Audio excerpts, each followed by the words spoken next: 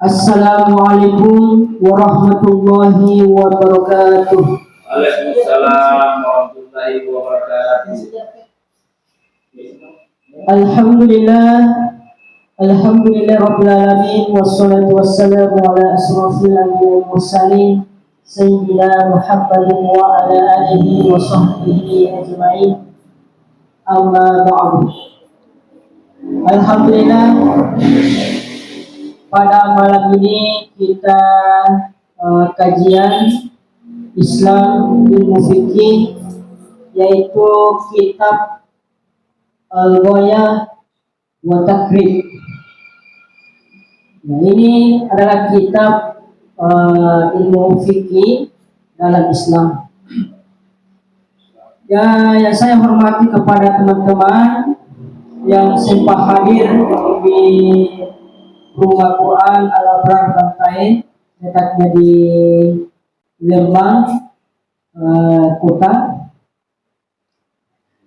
Alhamdulillah, pemateri sudah hadir di tengah-tengah kita, yaitu Kemuda Ihsan SPDI. Beliau adalah selaku pemateri pada malam ini.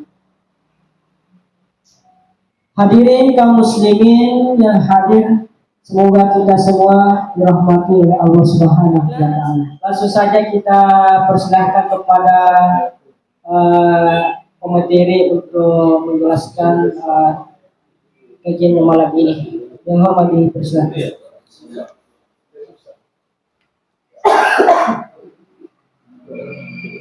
Bismillahirrahmanirrahim. Assalamualaikum warahmatullahi wabarakatuh. Alhamdulillah, alhamdulillahirabbil alamin, wassalatu wassalamu ala asyrafil anbiya'i wal mursalin sayyidina Muhammad wa ala alihi wa ashabihi ajma'in. Amma ba'd. Qala Allah subhanahu wa ta'ala fi kitabihil karim wa huwa asdaqul qailin. A'udzu billahi minasyaitonir rajim. Bismillahirrahmanirrahim.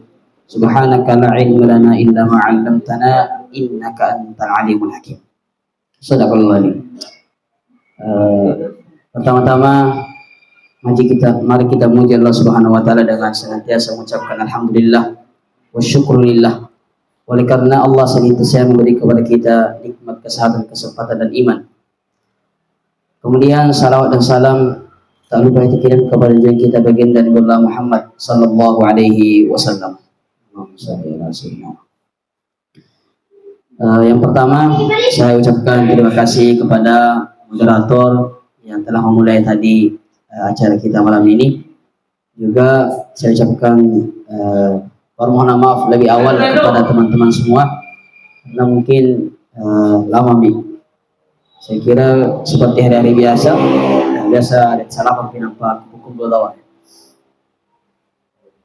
Baiklah, tanpa panjang lebar lagi, pembahasan kita malam ini tentang najis, sebagaimana materinya telah di-share sama Ustaz Wahid di grup, ya bisa kita baca semua, yaitu lanjutan dari pembahasan kita minggu lalu tentang tayamum dan hal-hal yang berkaitan dengannya. Adapun malam ini yaitu lanjutannya di dalam kitab yang disebutkan tadi Pak Kiai, yaitu kitab Matan Takrib atau sering dikenal dengan nama Matan Nabi Syuja. Sama saja, cuma beda nama saja. Pembahasan selanjutnya setelah tayamum adalah bab tentang najis. Bab tentang najis. Kenapa setelah tayamum kemudian bahas tentang najis? Karena sebagaimana dipahami bahwasanya maqasidut tahara itu ada 4 ya. Yang pertama, orang berwudu, setelah wudu mandi, setelah mandi tayamum, nah yang terakhir adalah menghilangkan najis. Maka sesuai dengan urutan itu, diawali kemarin pembahasan kita tentang wudu, setelah wudu dibahas lagi tentang mandi, kemudian kalau tidak bisa menggunakan air ketika wudu atau mandi, maka dibahas tentang tayamum, juga telah kita selesaikan. Nah yang terakhir dari maqasidut tahara adalah menghilangkan najis. Qala al-muallif aw al-musannif rahimahullahu taala wa nafa'ana bi ulumihi fid darin amin. Faslun bayanun najasati wa izalatiha.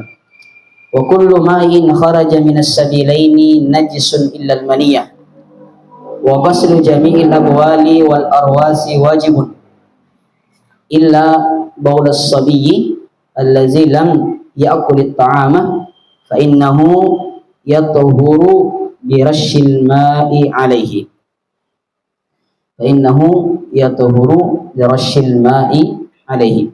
Wa la yufa an syai'in minan najasati illa al-yasiru minad dami wal qayhi. Wa ma la nafsa lahu sa'ilatun idza waqa'a fil ina'i wa mata fihi fa innahu la yunajjisuhu. Wal hayawanu kulluhu tahirun illa al kalba wal khinzira wa ma tawallada minhuma aw min ahadihima. Wal maitatu kulluha najisatun illa as-samaka wal jarada wal adamiyah. Wa yuksalul ina'u min ulugil kalbi wal khinziri sab'a marratin ihdahunna bit tarabi wa yuksalu min sa'irin najasati marratan ta'ti alaihi wassalasatu afdalu ila akhiri ma qalahu al-muallif. Kata pengarang, faslun, satu pasal lagi, bayanun najasati wa izalatiha, pembahasan tentang najis-najis dan cara menghilangkan atau mensucikan najis atau membersihkan najis. Kata pengarang, kullu ma'iin kharaja minas sabilaini najisun illal maniyah. Semua yang cair, ma'in, kharaja minas sabilaini, yang keluar dari dua jalan, yaitu jalan depan dan jalan belakang, atau sering disebut dengan kubul dan dubur, najisun, semuanya najis, semuanya najis, illal maniyah, kecuali air mani. Wa kullu ma'in kharaja minas sabilaini najisun illal maniyah. Semua hal yang keluar dari dua jalan itu najis kecuali air mani. Wa ghaslu jami'il abwali wal arwasi wajibun. Mencuci semua jenis kencing dan semua jenis arwas, maksudnya berak atau tai, wajib dicuci. Illa, kecuali baulas sabiyyi, kecuali air kencingnya bayi laki-laki, allazi lam ya'kulit ta'ama, yang belum makan sama sekali. Fa innahu, karena sesungguhnya, yaitu air kencingnya bayi yang belum makan tadi, yatuhuru bi rasyil ma'i alaihi, itu bisa suci hanya dengan rasyil ma' alaihi, yaitu hanya dengan memercikkan air padanya, itu sudah bisa dianggap suci. Wala yu'fa an syai'in minan najasati illa al-yasiru minad dami. Dan tidak ada sesuatu pun dari seluruh macam-macam najis yang dimaafkan kecuali al-yasiru minad dami, kecuali sedikit dari darah, wal qayhi, atau nanah, wa ma la nafsa lahu sa'ilatun, dan juga bangkai yang tidak memiliki darah mengalir padanya, iza waqa'a fil ina'i, apabila ia jatuh ke dalam suatu bejana, wa mata fi, qad mati padanya, fa innahu la yunajjisuhu, maka bangkai tersebut tidaklah menajiskan air yang ada pada bejana tersebut. Wal hayawanu kulluhu tahirun, hewan itu seluruhnya suci, semua jenis hewan suci, illal kalba wal khinzira, kecuali anjing dan babi. Wa ma tawallada minhuma, atau apa yang lahir dari keduanya, au min ahadihima, atau salah satu dari keduanya. Wal maitatu kulluha najisatun, bangkai semuanya najis, illa, kecuali as-samaka, ikan, al-jarada, belalang, al-adamiyah, dan manusia, ila akhiri ma qala musannif. Yang pertama yaitu tentang najis yang keluar dari seluruh badan kita melalui dari dua jalur, yaitu jalur depan dan jalur belakang atau kubul dan dubur. Kata pengarang semuanya najis, kecuali air mani, air mani. Air mani suci, tahir. Bahkan bukan saja mani manusia saja, seluruh mani hewan pun kecuali anjing dan babi suci. Misalnya air mani bembe misalnya, atau sapi, bahaya. Atau sapi atau kuda misalnya, semuanya suci. Pokoknya semua air mani suci kecuali air mani dari anjing atau babi. Kalau air mani orang suci juga. Jadi yang dikecualikan dari semua yang keluar dari dua jalan yang ada pada diri kita hanya satu, yaitu air mani saja. Adapun selainnya, misalnya kencing, air kencing keluar, atau misalnya darah yang keluar, tetap najis. Atau apapun yang keluar dari dua jalan, dia dihukumi najis atau dihukumi mutanajis. Boleh jadi dihukumi najis kalau dia cair, mutanajis kalau dia padat. Intinya semua yang keluar dari dua jalan itu dihukumi najis kecuali satu saja, yaitu air mani. Wa ghuslu jami'il abwali wal arwasi wajibun. Wajib mencuci semua jenis kencing, baik kencing orang ataupun kencing binatang, atau semua jenis kotoran, ya, baik kotoran manusia ataupun kotoran binatang. Artinya kalau kena baju atau badan, maka wajib hukumnya dicuci, dibersihkan. Illa, kecuali ada pengecualian dari yang disebutkan tadi. Katanya semua jenis kencing orang, kencing hewan, semuanya wajib dicuci. Dikecualikan, kecuali apa? Kecuali baulas sabi, kecuali air kencing bayi laki-laki. Allazi lam ya'kulit ta'ama, yang belum makan sama sekali. Jadi di ucapan yang tadi, di situ disebutkan 3 syarat. Dihilangkan satu syarat atau tidak disebutkan satu syarat. Sebenarnya 4 syaratnya. Sampai air kencing anak kecil itu cukup dipercikan saja, tidak perlu dicuci banyak. Syarat yang pertama harus baul, harus air kencing. Artinya kalau kotorannya, misalnya tainna anak-anak, itu tetap dicuci, tidak cukup untuk dipercikan saja. Karena yang dibolehkan dipercikan itu hanya air kencingnya saja. Ini yang pertama, harus air kencing. Yang kedua, harus as-sabi, harus bayinya laki-laki. Kalau bayinya perempuan, tetap dicuci. Mana boleh umurnya insyaallah ataupun 2 hari, sebulan. Pokoknya walaupun umur berapa tapi bayinya perempuan, dia dicuci air kencingnya. Tapi kalau bayinya laki-laki, dia dipercikan saja air. Kemudian yang syarat yang ketiga, lam yakulit ta'ama, belum makan sama sekali makanan yang selain air susu ibunya. Selain susu. Artinya bayi, jadi 3 syaratnya yang disebutkan. Bayinya apa yang dibakar harus air kencingnya. Kemudian bayinya harus bayi laki-laki. Kemudian bayinya belum makan kecuali susu. Susu. Nah, kalau ada salah satu di antara 3 ini yang tidak terpenuhi, berarti air kencingnya dicuci. Tidak cukup untuk dipercikan saja. Jadi 3 syaratnya. Syarat yang terakhir yang tidak disebutkan dalam kitab ini adalah belum genap 2 tahun umurnya. Kalau sudah lebih 2 tahun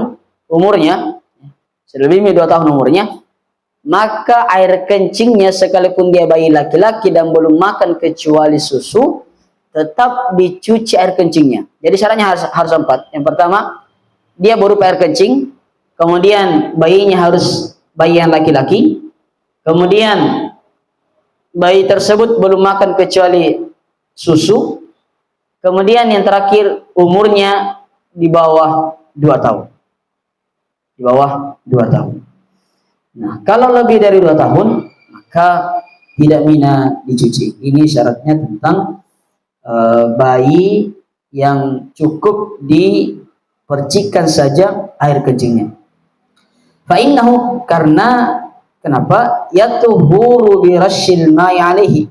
Air kencing bayi tersebut yang seperti tadi yang syaratnya terpenuhi, itu bisa suci hanya dengan cara percikan saja air ke tempat yang kena air. Misalnya sebegini luasnya kena air kencing bayi, cukup dipercikan ke seluruh tempat itu, seluruh kain pakaiannya ibunya yang kena itu air, maka sudah dianggap suci air kencing yang kena di pakaian tersebut. Wala yufa an syai' minan najasati illa al-yasiru min dami wal qayhi. Semua najis tidak dimaafkan. Tidak dimaafkan.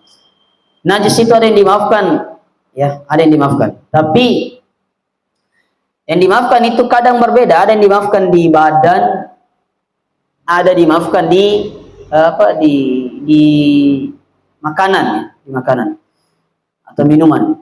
Ada yang sebaliknya, ya. Ada yang tidak dimaafkan di minuman tapi dimaafkan di badan. Ada yang dimaafkan di badan tapi tidak dimaafkan di air misalnya. Saya kasih contoh, misalnya bangkai, ya, bangkai kalau bangkai yang tidak ada darahnya seperti bangkai semut, terus jatuh di kopi, maka kopi yang secangkir itu tidak najis. Tidak najis. Kenapa tidak najis? Padahal ada bangkainya. Karena bangkai yang jatuh ke situ adalah bangkai binatang yang tidak punya darah. Bagaimana cara kita tahu bilansanya binatang yang tidak punya darah yang mengalir, ya, tidak darah mengalir? Kata para ulama kita, caranya membuktikan bahwasanya coba diputuskan satu anggota badannya. Kalau ada keluar darahnya berarti dia punya darah mengalir. Kalau tidak berarti tidak ada. Seperti semut punani pasale bangkai nasi rejawanua keluar, ya, tangannya cira kunyo mati su. Berarti ini membuktikan bahwasanya semut itu tidak punya darah yang mengalir. Atau misalnya cicak pun misalnya kalau bahkan cicak biasa sengaja napolong putinna biasa andraja raram mina bukan. Atau misalnya lalat. Atau misalnya lalat. Ini semua binatang-binatang yang dimaafkan. Tapi dimaafkannya pada minuman. Tapi orang kalau ada bangkai semut di bajunya sebagai sembahyang, tidak dimaafkan. Jadi bangkai semut itu dimaafkan kalau dia ngikutnya kepada yang cair-cair misalnya seperti ini. Tapi kalau ikut di songkok terus ada di sini bangkai semut sebagai sembahyang, berarti salatnya tidak sah. Kenapa? Karena membawa najis. Kan bangkai itu kan najis, ya, bangkai najis. Jadi kalau orang sembahyang terus di kantongnya misalnya sini ada bangkai semutnya, berarti salatnya tidak sah. Kenapa gitu? Karena dia salat sambil membawa najis. Ini dimaafkan di minuman tapi tidak pada pakaian atau badan. Sebaliknya ada yang dimaafkan di badan tapi tidak pada minuman. Seperti apa? Seperti darah yang sedikit. Darah yang sedikit, misalnya orang yang kena luka terus salat, ada darahnya tapi tidak mengalir, tidak menetes, nanti jiwanya naung di tempat luka itu. Maka dan sedikit itu dimaafkan. Artinya dia salat dengan keadaan seperti itu disahkan.